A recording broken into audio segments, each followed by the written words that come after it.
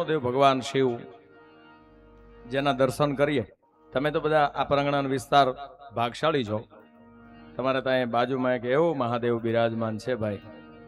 અહીં તમારી બાજુ વટામણની બાજુમાં વારણા અમારે લક્ષ્મીપુરા ઉત્કંઠેશ્વર મહાદેવ, જ્યાં આજની તારીખે પણ કઈ છોકરાઓ કઈ હું કઈક બોલવા જો ને બટ અમારા ઘરે 7-8 છે, હું લાવ્યો નથી, ખાસ કરીને કહું છું, હું અનુભવું છું ઘણી વખત।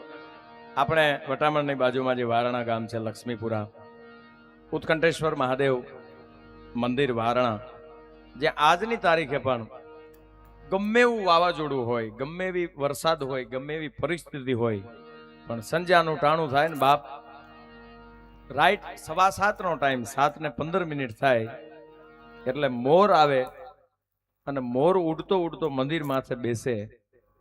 ડેલી આરતીના દર્શન કરવા માટે મોરને આવવાનું અને મહાદેવની આરતીનો સાક્ષી બને છે। આ દેશના રાષ્ટ્રીય પક્ષી મોરને પણ મહાદેવની આરતીની આદત છે।